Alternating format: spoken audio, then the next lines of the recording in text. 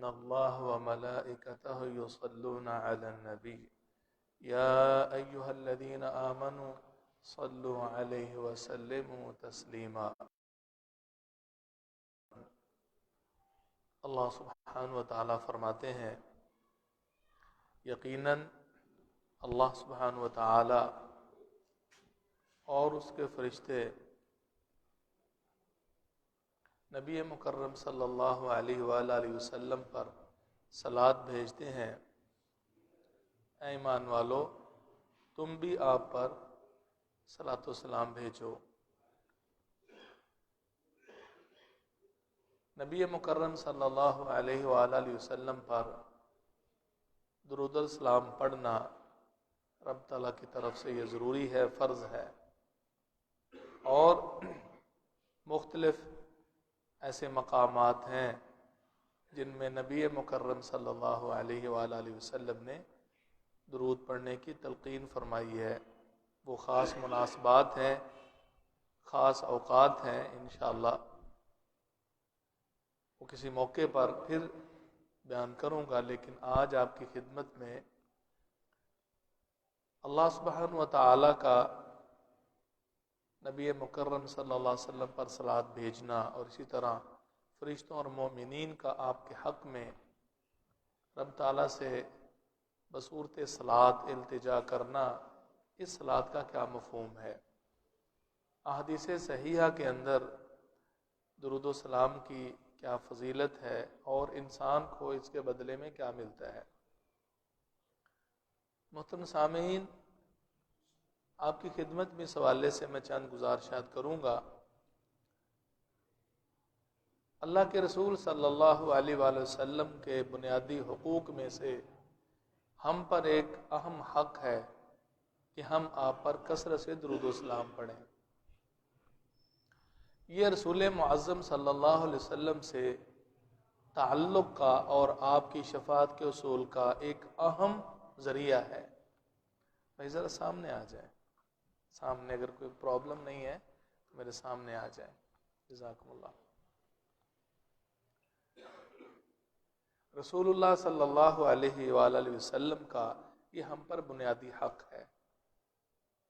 اور جس انسان سے تعلق ہوتا ہے، جس انسان سے واسطہ ہوتا ہے، یا یوں کہہ لیجئے جس سے محبت یا دوستی ہوتی ہے، اس کا ہمیشہ انسان کے ذہن میں خیال اور تصور رہتا ہے. ہمیں رسول معظم صلی اللہ علیہ وسلم سے جس درجہ محبت اور پیار ہوگا اسی درجہ ہم آپ پر بکثرت درود و سلام بھی پڑھیں گے. حقیقتاً بہت سے اسباب ایسے ہیں کہ جن کے اختیار کرنے سے انسان کے دکھ درد دور ہوتے ہیں، انسان کے مسائل کا ان کے اندر حل ہے.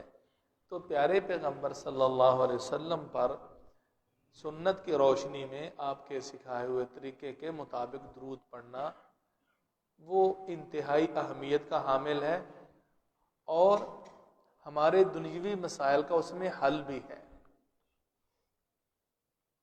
اگر ہم دنیوی مفاد کے حصول کے لیے بھی اس عمل کو اختیار کریں، حقیقتاً تو اولین ترجیح وہ رب تعالیٰ کی خوشنودی اور رسول اللہ صلی اللہ علیہ وسلم سے والہانہ محبت. لیکن ضمناً یہ چیز بھی کہ اس درود و سلام کے فضائل میں رسول اللہ صلی اللہ علیہ وسلم کی زبان اطہر سے ایسی احادیث صادر ہوئی ہیں کہ جن کی روشنی میں آپ علیہ الصلوۃ والسلام نے یہ بیان فرمایا کہ جس قدر کوئی انسان بکثرت درود پڑے گا اسی قدر رب تعالیٰ اسے کافی ہو جائے گا اور اس کے جو غم و ہم، ٹینشنیں اور پریشانیاں بھی دور ہوں گی. یہ ہماری اس دنیوی زندگی میں اہم مقصد ہے. اور یہ جو معاشی بحران ہمارے سامنے ہے، میں سمجھتا ہوں کہ رب تعالیٰ سے تعلق جوڑنے اور رسول اللہ صلی اللہ علیہ وسلم کی سنت پر عمل پیرا ہونے سے یہ بحران ختم ہو سکتا ہے. اگرچہ جو ماہرین اقتصادیات ہیں وہ تو مختلف اسباب و وجوہ بیان کرتے ہیں، لیکن ہماری نظر میں قرآن و سنت کے روشنی میں ایک ہی کمی ہے، بنیادی کمی، اور وہ یہ ہے کہ ہم قرآن و سنت سے دور ہو گئے ہیں۔ رسول اکرم صلی اللہ علیہ وسلم کے اعمال اور آپ کے جو معمولات ہیں ان سے ہم نے بغاوت اور دوری اختیار کی ہے۔ آج ہم اگر اسی ڈسپلن میں آ جائیں، اس سرکل میں آ جائیں جس میں ہمارے رب تعالیٰ کی منشا اور مرضی ہے، اور رسول اللہ صلی اللہ علیہ وسلم سے اس حوالے سے بہت کچھ منقول ہے، ہدایات و ارشادات ہیں، یعنی اللہ رب العزت کی اطاعت اور رسول اللہ صلی اللہ علیہ وسلم کی پیروی، تو حقیقتاً رب تعالیٰ ہمیں دنیاوی عزت بھی نصیب فرمائے گا اور اخروی سعادت بھی ہمیں لا محالہ نصیب ہوگی۔ صلاۃ کا مفہوم اس حوالے سے امام مجاہد رحمہ اللہ سے قول منقول ہے، اور ابو العالیہ رحمہ اللہ سے بخاری میں امام بخاری رحمہ اللہ نے معلقاً ان کا قول ذکر کیا ہے۔ امام مجاہد رحمہ اللہ تو یہ فرماتے ہیں کہ رب تعالیٰ کا پیارے پیغمبر صلی اللہ علیہ وسلم پر صلاۃ بھیجنا، اس سے مراد ہے رحمتوں کا نزول، اللہ سبحانہ و تعالیٰ رحمت نازل فرماتا ہے، اور جو فرشتوں اور بندوں کی طرف سے ہے وہ رب تعالیٰ سے التجا اور دعا ہوتی ہے کہ یا اللہ رسول اللہ صلی اللہ علیہ وسلم پر مزید رحمت نازل فرما۔ جبکہ جو تابعی رحمہ اللہ ابو العالیہ ہیں، وہ فرماتے ہیں کہ اللہ سبحانہ و تعالیٰ کا رسول اللہ صلی اللہ علیہ وسلم پہ صلاۃ بھیجنا، اس سے مراد یہ ہے کہ فرشتوں کے ہاں رب تعالیٰ عرش بریم پر فرشتوں کے سامنے فرشتوں میں رسول اللہ صلی اللہ علیہ وسلم کی تعریف اور ستائش فرماتے ہیں۔ نبی مکرم صلی اللہ علیہ وسلم کی وہاں مدح سرائی ہوتی ہے۔ یہ ہے رب تعالیٰ کا آپ علیہ الصلوۃ والسلام پہ صلاۃ بھیجنا، درود پڑھنا، اور فرشتوں کی طرف سے رب تعالیٰ سے مزید آپ کی مدح سرائی اور آپ کی تعریف میں دعا اور التجا کی درخواست ہوتی ہے کہ اللہ تو مزید رسول اللہ صلی اللہ علیہ وسلم کی حمد اور تعریف فرما۔ اور جو ہم جیسے انسان ہیں وہ جو اللہ سبحانہ و تعالیٰ سے التجا کرتے ہیں تو اس سے مراد رب تعالیٰ سے دعا ہوتی ہے کہ اللہ رسول اللہ صلی اللہ علیہ وسلم پہ رحمت فرما، ان تعریفات اور ان جو ثنائی کلمات ہیں ان میں اور اضافہ فرما۔ تو یہ معمولی بات نہیں ہے۔ حدیث میں آتا ہے کہ ان اللہ اذا احب عبدا نادى جبریل، رب تعالیٰ جب کسی بندے سے محبت کرتا ہے نا تو جبریل علیہ الصلوۃ والسلام کو بلاتے ہیں، اور انہیں کہا جاتا ہے کہ انی احب فلان فاحبا، میں فلاں شخص سے محبت کرتا ہوں، جبریل تو بھی اس سے محبت کر، تو بھی محبت کر۔ رب تعالیٰ کا قرآن مجید میں آتا ہے وَلَذِكْرُ اللَّهِ أَكْبَرُ، 21ویں پارے میں وَلَذِكْرُ اللَّهِ أَكْبَرُ، رب تعالیٰ کا دو معنی ہیں اس کے، اللہ سبحانہ و تعالیٰ کی یاد، رب تعالیٰ کا ذکر یہ بہت بڑی چیز ہے، اور دوسرا اس کا گرامر کی روح سے مفہوم یہ بنتا ہے وَلَذِكْرُ اللَّهِ أَكْبَرُ، رب تعالیٰ کا یاد کرنا، یعنی اپنے کسی بندے کا تذکرہ اور رب تعالیٰ کے کسی بندے کو اپنی یاد میں رکھنا، یہ بہت بڑا اعزاز ہے۔ تو انسان کو رب تعالیٰ کی محبت کا حصول اور اس کا میسر آ جانا یہ بہت بڑی سعادت مندی ہے۔ جب جبریل علیہ الصلوۃ والسلام رب تعالیٰ کا یہ فرمان سنتے ہیں تو پھر آسمانوں کے اندر منادی کر دی جاتی ہے اور وہ کہتے ہیں فرشتوں ان اللہ یحب فلان فاحبو، میرا رب تعالیٰ فلاں بندے سے اس کا نام لے کر اس سے محبت کرتا ہے، تم سب اس سے محبت کرو۔ رسول اللہ صلی اللہ علیہ وسلم فرماتے ہیں تو رب تعالیٰ اس دنیا میں بندوں کے دلوں کے اندر اس کی محبت ڈال دیتا ہے۔ کئی شخصیات ایسی ہوتی ہیں، اللہ اکبر، اللہ تعالیٰ میں انہی میں سے شمار فرمائے، ہمیں ایسے اعمال کی توفیق نصیب فرمائے، رب تعالیٰ ہمیں اس طرح پرخلوص بنا دے، ہمارے رگ و ریشے میں اللہ سبحانہ و تعالیٰ اخلاص بھر دے کہ ہمارا ہر عمل وہ رب تعالیٰ کی رضامندی کے حصول کے لیے ہو، دکھاوے کے لیے نہ ہو، لوگوں کی خوشنودی کے لیے نہ ہو، کسی اور مقصد و مفاد کے لیے نہ ہو، صرف اور صرف اس میں اللہ سبحانہ و تعالیٰ کی رضا جوئی کہ میرا رب خوش ہو جائے۔ اللہ ہمیں ایسے مخلصین میں سے ہمیں کر دے۔ تو یہ خصوصی اعزاز ہوتا ہے جس انسان کا جس درجہ رب تعالیٰ سے تعلق جڑتا ہے، رسول اللہ صلی اللہ علیہ وسلم سے اس کا تعلق قائم ہوتا ہے، وہ اس سنت کے تمسک میں اور رب تعالیٰ کے فرامین پر عمل پیرا ہونے میں آگے ہی بڑھتا چلا جاتا ہے، تو پھر اللہ رب العزت کی اس انسان کو محبت نصیب ہوتی ہے، اور جس انسان سے رب تعالیٰ محبت کرتا ہے اللہ سبحانہ و تعالیٰ اپنے بندوں کے دلوں میں اس کی قبولیت اور اس کی محبت بھی ڈال دیتے ہیں۔ تو اس محبت کے حصول میں اور رسول اللہ صلی اللہ علیہ وسلم کی محبت کے اظہار میں ایک اہم عمل اپنی زندگی کا معمول بنا لیں، اور وہ ہے بکثرت رسول معظم صلی اللہ علیہ وسلم پہ درود پڑھنا ہے، اور درود بھی درود مسنون پڑھنا ہے، مسنون درود پڑھنا ہے۔ صحابہ کرام رضوان اللہ علیہ مجمعین نے، یہ بخاری میں اور دیگر کتب سنن میں حدیث آتی ہے، صحابہ کرام نے پیارے پیغمبر صلی اللہ علیہ وسلم سے درخواست کی اور انہیں بتایا اللہ کے رسول، ہم نے آپ سے سلام سیکھ لیا ہے، فکیف نصلی علیک، ہم آپ پر کیسے درود پڑھیں، درود کیسے پڑھیں؟ یہاں ایک بات قابل غور ہے، یہ مطلقاً حدیث ہے، نماز کے اندر یا نماز کے باہر رسول اللہ صلی اللہ علیہ وآلہ وسلم نے جو صحابہ کرام کو سلام سکھایا تھا نا، وہ السلام علیکہ ایھا النبی ورحمۃ اللہ وبرکاتہ، السلام علینا وعلی عباد اللہ الصالحین۔ اب تشہد حدیث کی کوئی بھی کتاب کھول لیں، خصوصاً سنن جوامع بخاری مسلم آپ کھولیں، آپ کو یہ حدیث ملے گی کہ رسول اللہ صلی اللہ علیہ وسلم نے صحابہ کرام کو کون سا سلام سکھایا۔ یہ اب آپ جو انسان 5 وقت کا نمازی ہے، 5 نمازوں کی رکعات کو شمار کریں، فرض رکعات کو، اگلی پچھلی سنن اور نوافل کو شمار کریں تو خاصی رکعات بن جاتی ہیں۔ تو ایک دن میں بندہ نمازی رسول اللہ صلی اللہ علیہ وسلم پہ کتنی مرتبہ سلام پڑھتا ہے؟ یقیناً اس کا یہ فرض ادا ہو جاتا ہے۔ اور یہ سلام کا وہ طریقہ ہے جو خود پیارے پیغمبر صلی اللہ علیہ وسلم خود اپنے لیے بھی یہی دعا کرتے تھے۔ یہاں چلتے چلتے ایک آپ کی خدمت میں بات رکھتا ہوں، السلام علیکہ ایھا النبی ورحمۃ اللہ وبرکاتہ، اے نبی آپ پر سلامتی ہو۔ ہم بھی یہی پڑھتے ہیں السلام علیک۔ عربی کے اندر یہ تخاطب کا انداز ہے، جیسے انسان کسی مخاطب شخصیت کو کہہ رہا ہوتا ہے۔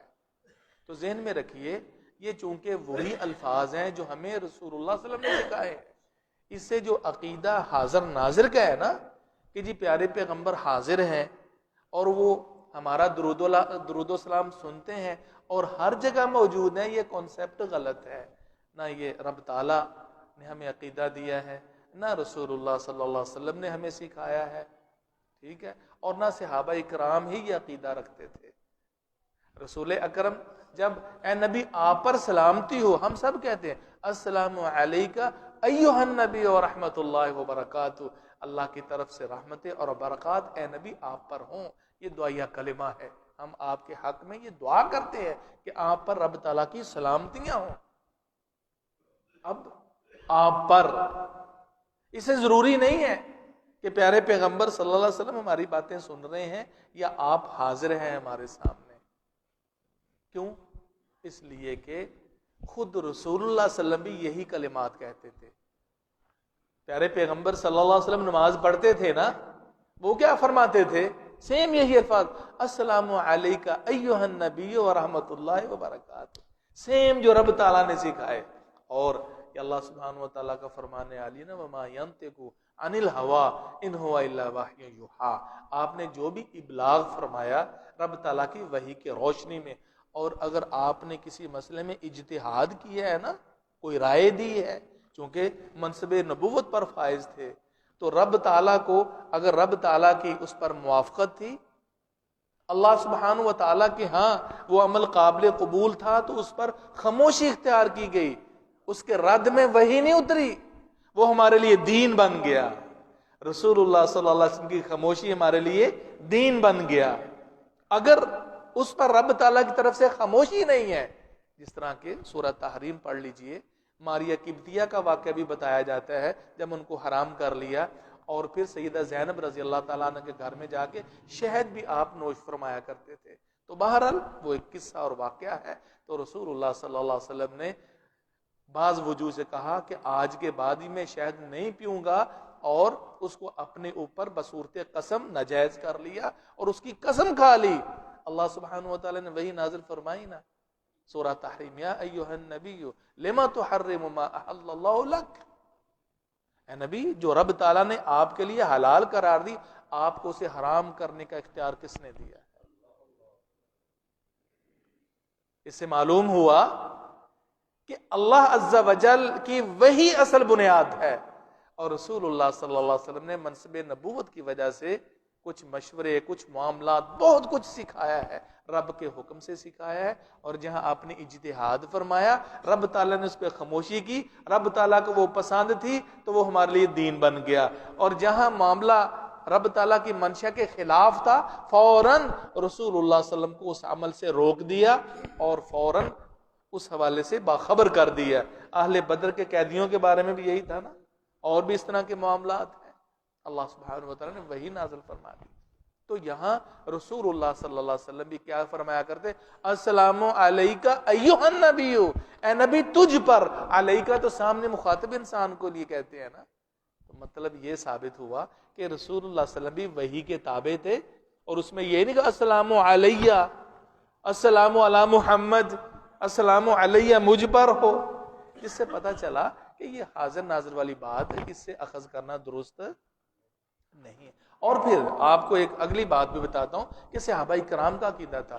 یہ صحیح بخاری کی حدیث ہے، عبداللہ بن مسعود رضی اللہ تعالیٰ عنہ، حضرت عائشہ سے بھی آتا ہے، اور اس طرح تابعی عطا بن ابی رباح سے بھی یہ اثر ملتا ہے. صحیح بخاری میں ہے، وہ فرماتے ہیں کہ جب رسول اللہ صلی اللہ علیہ وسلم ہمارے اندر موجود تھے، صحابہ کا عقیدہ، ہم پھر بھی یہی کہتے ہیں کہ سنت افضل اور اولا یہی ہے جو ہمیں اللہ کے رسول سکھا کے گئے ہیں، ہم انہی الفاظ کی ادائیگی کریں گے. السلام علیکہ ایھا النبی ورحمۃ اللہ وبرکاتہ. لیکن وہ تو عرب تھے نا، فصاحت و بلاغت کے وہ امام تھے، ان کی اپنی زبان تھی. تو انہوں نے عبداللہ بن مسعود رضی اللہ عنہ فرماتے ہیں جب پیارے پیغمبر ہمارے اندر موجود تھے صلی اللہ علیہ وسلم تو ہم کہا کرتے تھے السلام علیکہ ایھا النبی ورحمۃ اللہ وبرکاتہ. فلما قبض یا فلما توفی قلنا السلام علی النبی صلی اللہ علیہ وسلم. جب اللہ کے رسول فوت ہو گئے نا تو ہم نے اس کے بعد السلام علی النبی کہنا شروع کر دیا، نبی پر سلامتی ہو، علیکہ کا لفظ چھوڑ دیا. حضرت عائشہ بھی یہی فرمایا، یعنی صحابہ کرام کا یہ طرز عمل تھا. اور پھر امام عطا بھی یہی کہتے ہیں مسند سراج وغیرہ میں یہ، اور اس طرح بخاری میں دیگر کتب میں یہ روایت موجود ہے. تو میرے کہنے کا مقصد یہ ہے، تو صحابہ کا جو عقیدہ ہے وہ یہی ہے کہ رسول اللہ صلی اللہ علیہ وسلم اب فوت ہو گئے ہیں، آپ اس دنیا سے رخصت ہو گئے ہیں، چلے گئے ہیں، اب وہ ہمارے اندر موجود نہیں ہے. یہ ایک الگ مسئلہ ہے. بہرحال نبی مکرم صلی اللہ علیہ وسلم پر درود پڑھنے کی بڑی فضیلت ہے. آپ یہ سنن ترمذی کی اور دیگر سنن کی احادیث میں یہ فضائل ملتے ہیں. فرمایا من صلی علیہ صلاۃ صلی اللہ علیہ عشرہ، جو مجھ پر ایک دفعہ درود پڑھتا ہے رب تعالیٰ اس پر 10 رحمتیں نازل فرماتا ہے. اور ایک حدیث کے اندر آتا ہے جو انسان ایک دفعہ مجھ پہ درود پڑھتا ہے نا، ایک دفعہ، تو اس کے لیے کتبت، اس کے حق میں 10 نیکیاں لکھی جاتی ہیں. وہ محیت عنہ 10 خطیئات، 10 گناہ معاف ہوتے ہیں اور 10 درجات اس کے بلند ہوتے ہیں ایک دفعہ درود پڑھنے سے. رسول اللہ صلی اللہ علیہ وسلم کا یہ فضل الصلاۃ علی النبی، یہ ابو اسحاق قاضی کی کتاب ہے، امام بخاری کے معاصر ہے اور ترمذی وغیرہ دیگر کتابوں میں آتی ہے. فرمایا من نسی الصلاۃ علیہ خطئ طریق الجنہ، جو انسان مجھ پر درود پڑھنا بھول گیا وہ جنت کا راستہ بھی چوک جائے گا.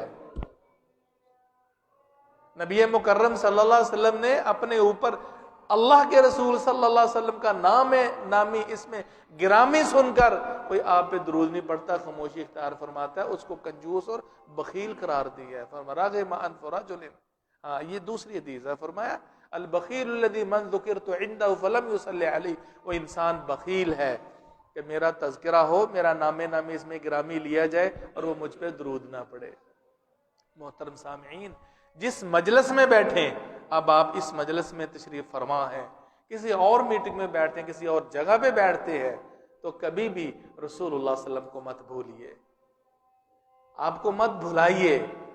پیارے پیغمبر صلی اللہ علیہ وسلم کا فرمان ہے، علی بھی فصل الصلاۃ علی النبی، اور غالباً میرے ذہن میں مسند احمد کا حوالہ ہے. فرمایا ما قعد قوم مقعدا لم یذکر فیہ اللہ، کوئی بھی کسی میٹنگ اور مجلس میں بیٹھا اور اس میں اس نے رب تعالیٰ کا ذکر نہیں کیا. اندازہ فرمائیے اللہ سبحانہ و تعالیٰ کا اس مجلس میٹنگ میں اس محفل میں بیٹھ کر ذکر نہیں کیا. وَلَمْ يُصَلُّوا عَلَى النَّبِيِّ صلی اللہ علیہ وسلم، اور اپنے نبی صلی اللہ علیہ وسلم پر درود نہیں پڑھا. فرمایا یہ آپ کا فرمان عالی اور حدیث قابل حجت ہے. إِلَّا كَانَ ذَلِكَ حَسْرَةً يَوْمَ الْقِيَامَةِ، یہ مجلس اگر ایسے نہیں کرے گا تو یہی مجلس قیامت والے دن اس کے لیے باعث حسرت و افسوس ہوگی. وَإِن دَخَلُوا الْجَنَّةَ لِلثَّوَابِ، اگرچہ دیگر اعمال اور اپنے ثواب کی وجہ سے جنت میں چلے جائیں گے، لیکن یہ حسرت جو ہے نا، یہ جو دنیاوی مجالس آپ پر درود نہ پڑھ کر ترک کی ہوں گی، اللہ کا ذکر نہ کیا ہوگا، یہ باعث و حسرت و افسوس بن جائیں گے. محترم سامعین، اس کی اہمیت کا آپ یہاں سے اندازہ لگا سکتے ہیں. مصدر حاکم وغیرہ کی حدیث ہے، رسول اللہ صلی اللہ علیہ وسلم کی معروف یہ حدیث ہے. آپ علیہ الصلوۃ والسلام ممبر کی پہلی سیڑھی پہ تشریف فرما ہوئے تو آپ نے آمین کہا، دوسری پہ پھر آمین آپ نے کہا، تیسری پہ چڑھے تو پھر آمین فرمائی. ایک عجب اور ایک ایسا موقع تھا یا ایسا آپ نے عمل کیا جو اس سے پہلے نہیں تھا. پوچھنے پہ بتایا کہ ابھی جبریل علیہ الصلوۃ والسلام میرے پاس آئے تھے اور انہوں نے 3 اشخاص کے بارے میں یہ دعا کی ہے. وہ شخص جو رمضان المبارک کا مہینہ پائے اور پھر اس کے روزے نہ رکھے، فَأَبْعَدَهُ اللَّهُ، رب تعالیٰ اس کو اپنی رحمت سے دور کر دے. اور ایک حدیث کے الفاظ ہیں، ایسے انسان کی ناک خاک آلود ہو، جسے ہم کہتے ہیں وہ انسان مٹی ہو جائے، اس کا ستیاناش ہو جائے. جبریل نے بد دعا کی، میں نے آمین کہا. اور وہ شخص جو اپنے والدین میں سے دونوں کو یا کسی ایک کو بڑھاپے میں پائے اور ان کی خدمت کر کے جنت حاصل نہ کر سکے، اس شخص کو بھی رب تعالیٰ اپنی رحمت سے دور کرے اور وہ انسان ذلیل و خوار ہو جائے. اور تیسرا وہ انسان جس کے سامنے میں محمد کا نام ذکر ہو، میرا نام کا تذکرہ ہو، اور وہ پھر مجھ پہ درود نہ پڑے، اس شخص کو بھی اپنی رحمت سے رب تعالیٰ دور کر دے، اس انسان کی بھی ناک خاک آلود ہو جائے. محترم بھائیو، ان احادیث سے رسول اللہ صلی اللہ علیہ وسلم پر درود پڑھنے کی اہمیت اور فضیلت ہمیں ملتی ہے. یہ اتنا عظیم عمل ہے، اللہ اکبر، اتنا عظیم عمل ہے کہ بعض اعمال ایسے ہیں کہ جہاں رسول اللہ صلی اللہ علیہ وسلم کی خوشنودی حاصل ہوتی ہے، وہاں درود ہی کے حوالے سے فرشتوں کی دعائیں بھی ہمیں حاصل ہوتی ہیں. ایک ان میں سے عمل بتاتا ہوں، بخاری وغیرہ کی حدیث ہے، جب انسان نماز پڑھ کے اپنی اسی جگہ پہ بیٹھا رہتا ہے نا، ہم فوراً اٹھنے کی کوشش کرتے ہیں، بھاگنے کی کوشش کرتے ہیں، ایسے ہی ہے نا. تو کوشش کریں کہ اگر ہلنا جلنا بھی ہے، آپ نے آگے پیچھے بھی ہونا ہے، تو اپنے تشہد والی جگہ سے پچھلی صف پہ نہ جائیں. فضیلت کے حصول کے لیے جا سکتے ہیں، سلام پھرنے کے بعد آپ کو آزادی ہے، جا سکتے ہیں، لیکن فضیلت کے حصول کے لیے آپ جتنی دیر وہاں بیٹھے رہیں گے، رسول اللہ صلی اللہ علیہ وسلم فرماتے ہیں اس وقت تک ما دام فی مصلاہ الذی صلی فیہ، جب تک اپنی جائے نماز پہ بیٹھا رہتا ہے، فرشتے اس کے حق میں دعائیں کرتے ہیں، اللہم اغفر لہ اللہم ارحمہ، اے اللہ اس کو بخش دے، اس پہ رحم فرما. یہ فرشتوں کی رحمت کی دعائیں ہیں. ایک بات کرنے کا مقصد یہ ہے کہ فرشتے جو رسول اللہ صلی اللہ علیہ وسلم کے حق میں دعائیں کرتے ہیں، رب تعالیٰ سے التجا ہے، اور جو ہمارے حق میں دعائیں کرتے ہیں، یہ شرف آپ کو بھی نصیب ہو سکتا ہے، بشرطے کہ رسول اللہ صلی اللہ علیہ وسلم کے مسنون اعمال کے مطابق چلے. اور پھر یہ بھی ذہن میں رہے کہ آپ جب بھی دعا کریں تو رب تعالیٰ کی شروع میں تعریف کریں تعریفی کلمات آپ کہیں اور اس کے بعد رسول اللہ صلی اللہ علیہ وسلم پر درود بھیجیں. یہ بھی حسن درجے کی حدیث ہے. فرمایا کل دعاء محجوب بین السماء حتی یصلی علی النبی صلی اللہ علیہ وسلم کما قال.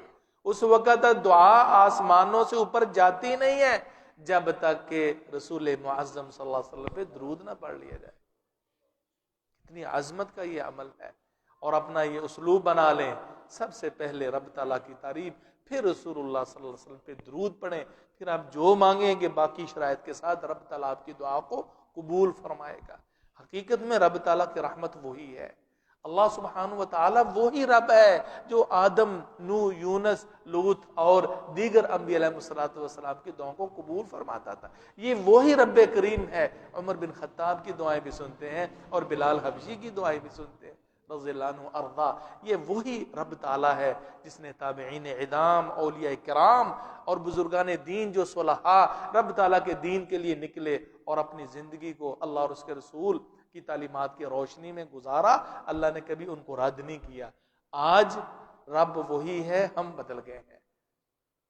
اگر ہم پھر وہی مسلمان ہو جائیں جو اللہ اور اس کے رسول کو مقصود ہے تو واللہ یہ ٹینشنیں دور ہو جائیں, پھر غربت میں بھی مزہ ہوگا, پھر اس زاہدانہ زندگی میں لطف ہی لطف ہوگا.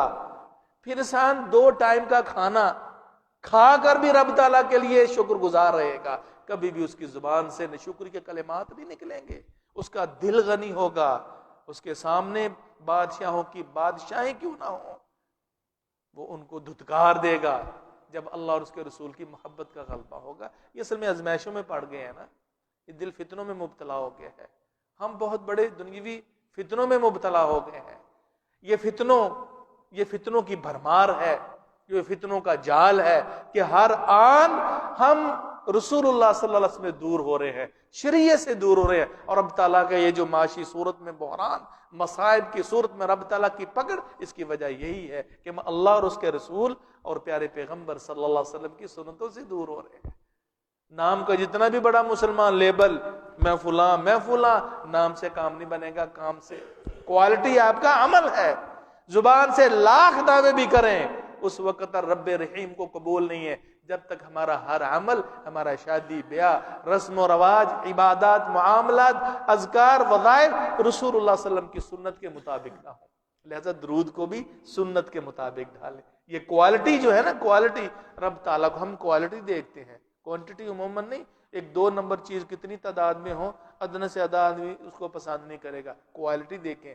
کوالٹی کیا ہے؟ وہ درود پڑھیں جو رسول اللہ صلی اللہ علیہ وسلم نے سکھایا ہے, اور وہ درود ابراہیمی ہے. کون سا ہے؟ درود ابراہیمی ہے. اللہم صلی علی محمد وعلی آل محمد, پورا درود. اور اسی طرح صحابہ کرام سے یہ چلا آ رہا ہے صلی اللہ علیہ وعلی آلہ وسلم. یہ 2 درود ہیں, یا مختصر اللہم صلی علی محمد وعلی آل محمد. ٹھیک ہے, تو اس طرح یہ درود آپ, اور صلاۃ و سلام میں اب دیکھیں مختلف درود نکلے ہیں مارکیٹ میں. درود تاج ہے, درود ماہی ہے, درود لکھی ہے, درود تنجینا ہے وغیرہ.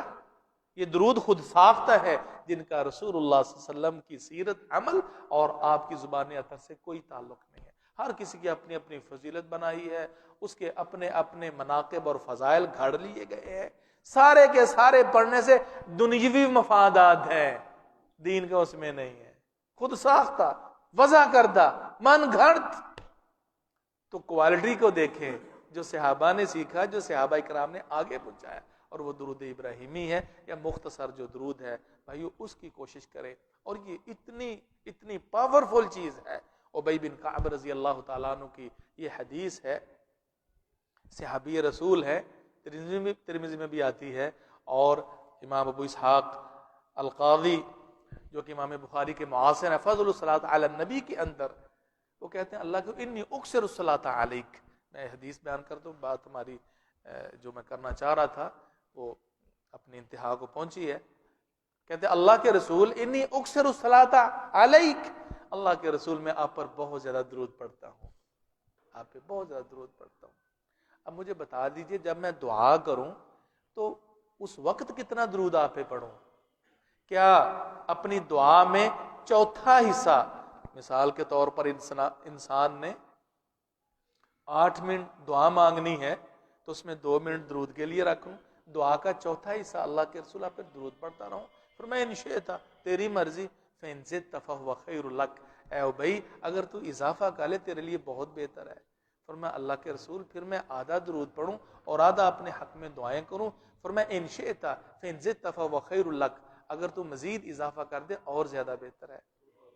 رسول اللہ صلی اللہ علیہ وسلم کو وہ فرماتے اللہ کے رسول اگر اپنے اس وقت کو 3 حصوں میں تقسیم کر لوں، 2/3 ثلثین میں آپ پر درود ہی پڑھتا رہوں اور 1 حصہ اپنے حق میں دعائیں کر لوں، فرمایا ان شئت مرضی تیری، لیکن اگر تو اس میں بھی اضافہ کر دے فهو خیر لک، تیرے لیے وہ بھائی بہتر ہوگا۔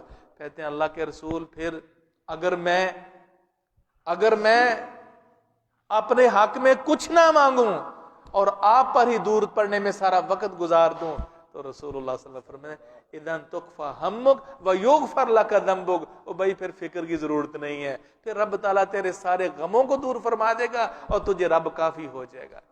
اذن تکفی ہمک ویغفر لک ذنبک، رب تجھے کافی ہو جائے گا، تیری پریشانیاں ٹینشنیں دور ہو جائیں گی اور تیرے رب تعالیٰ گناہ بھی بخش دے گا، بخشش بھی ساتھ ساتھ ہو جائے گی۔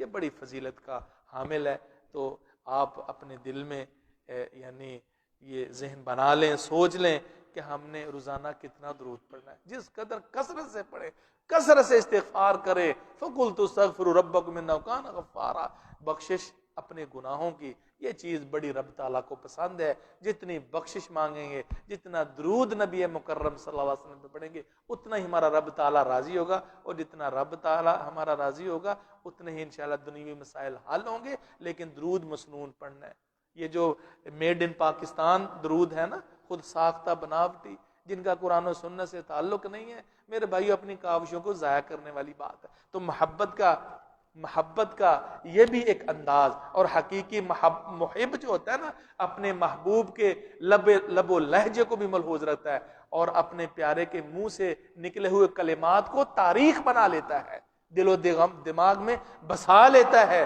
تو یہ میں سمجھتا ہوں محرومی ہے کہ محبت کا دعویٰ تو بہت زیادہ ہمیں، لیکن ہم نے دعوے کے باوجود بھی اپنی منمانی کر کے مختلف صیغے الفاظ بنا کے محبت کا اظہار کرتے تھے۔ کیوں نہ ایسے ہو کہ محبت تو ہماری 100% سچی اور کھری ہے، لیکن اس محبت میں ہم رسول اللہ صلی اللہ علیہ وسلم کی پیروی میں وہی الفاظ اور کلمات درود میں پڑھیں جو آقا علیہ الصلوۃ والسلام نے سکھائے ہیں۔